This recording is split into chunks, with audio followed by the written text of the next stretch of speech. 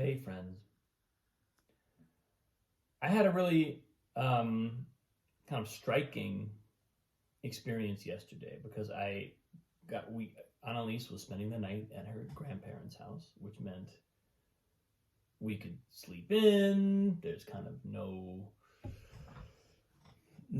moment in the morning when, okay, now we're on duty, which is what most mornings are like when the 5-year-old wakes up.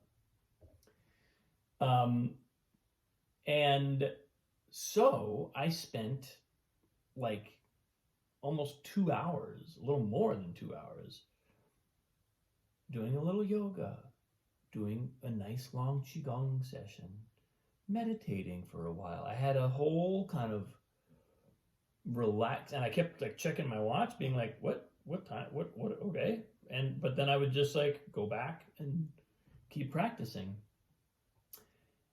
And within just in the space of yesterday, between the morning and the afternoon, evening, I felt my arm, this shoulder here, which I've been talking about, how it's kind of been, it's been injured for several weeks now. I felt it clearly having healed, clearly being stronger, and clearly settling into a position, like a more aligned position in my body. In one day. And it reminded me, and even beyond that, my entire system felt energized, felt more awake, felt stronger. And I've been talking for several weeks, if not months now, about how I've sustained some physical injuries recently, and they've had a big effect on my body. I felt like I have felt at various moments like the wind was kind of knocked out of my sails. I was like, man, I guess this is what aging feels like. But I've always resisted that conclusion. I've always kind of felt as though I could, aging gracefully doesn't mean not aging, but it does mean a kind of conscious movement into a different kind of use of the physical body and a different kind of use of our psychic and emotional and physical energy.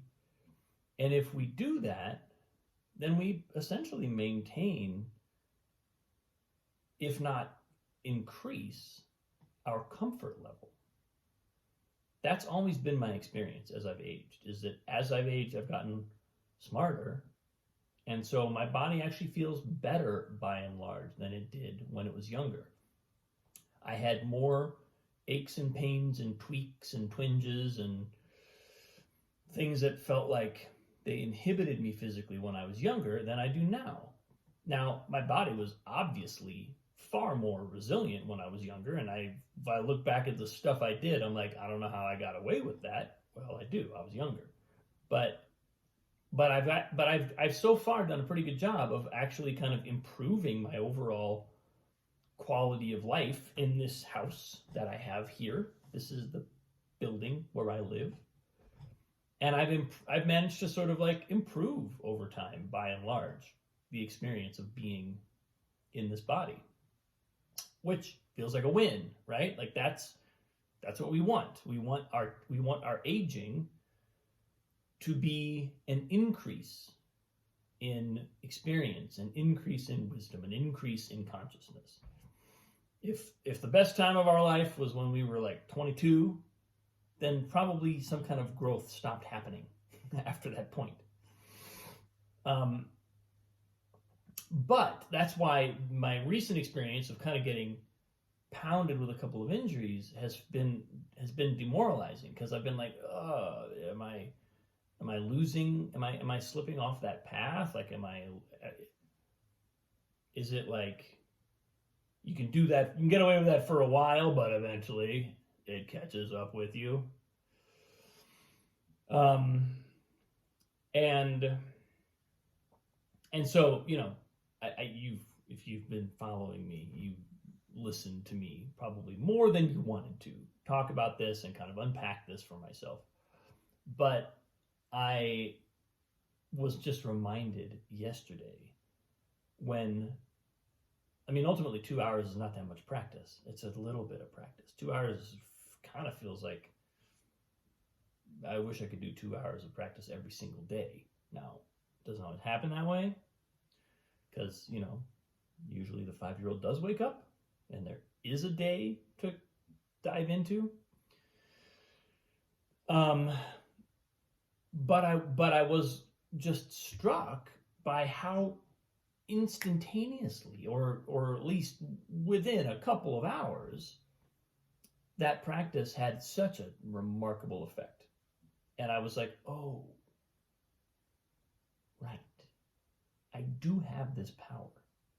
Like, I do have the knowledge.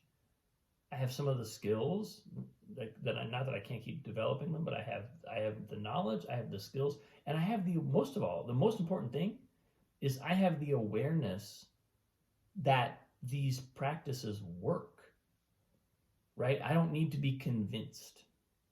When you teach someone a new practice like Qigong or meditation or yoga, a lot of times the biggest barrier to them getting the benefits of the practice is that they're not clear that those benefits exist. They're not clear that they will get them.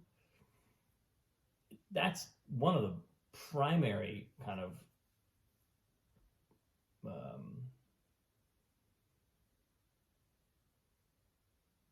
treasures that we receive from having a long-term practice and from having logged a series of experiences that teach us this practice works. You know, there's almost nothing as powerful as knowing that your practice works, because it means you know you're in control. You're not hoping that it works. You're not trying things out to see if they work. You're not casting about in the dark, hoping to find an answer or a solution or a little bit of help.